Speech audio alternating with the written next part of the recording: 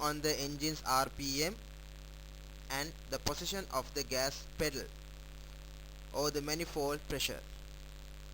The engine turns can adjust this by bringing up a speed sheet like page on the laptop, when each cell represents an intersection between specific RPM value and a gas pedal position.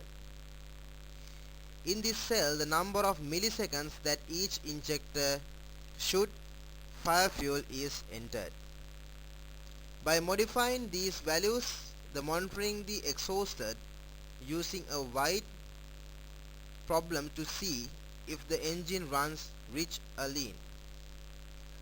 The turner can find the optimal amount of fuel to inject to the engine at every different combination of RPM and the position. This process is often carried out at a dev node, giving the turner a controlled environment to work in. A race ECU is often equipped with a data toggle recording all sensors for later analysis using special software is in PC. This can be useful to track down engine stalls, malfares or other undesired behaviors during a race by downloading the log data and look for automobiles after the event. The data logger usually has a capacity between 0.5 and 16 megabytes.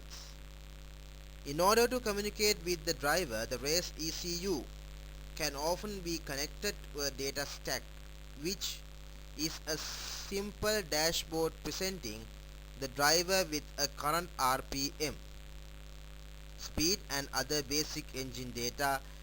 These race stacks, which are almost always digital, talk to ECU using one of several proprietary protocols running over RS-232, CAN bus or Ethernet.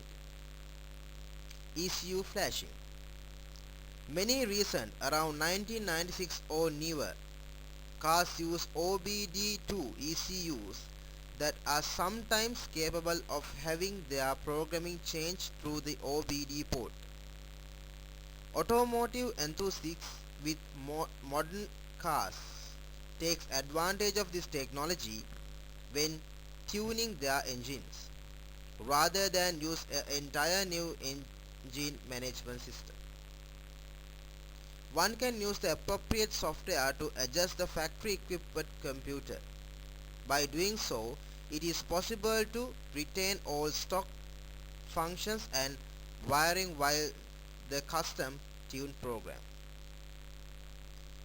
This should not be confused with chip tuning, where the owner has ECU ROM physically replaced with a different one. No hardware modifications is usually involved in flashing ECUs, although special equipment is required. Factory engine management systems often have similar controls as aftermarket units intended for racing, such as three-dimensional timing and fuel control maps. These generally do not have the ability to control extra devices such as variable valves, timing if the factory valves vehicles was a fixed geometry, camshaft of boost control if the factory car was not turbocharged. Through previous slides, we discussed that what is ECU and kind of ECUs and how they are functioning. This slide shows you kind of three features of these ECUs, or we can say images. First image shows you how this ECU is functioning, and the data is represented as a graph, and you can see it is in the second image. Third feature is a side image of this ECU, and this image is representing some information of the ECUs which are necessary.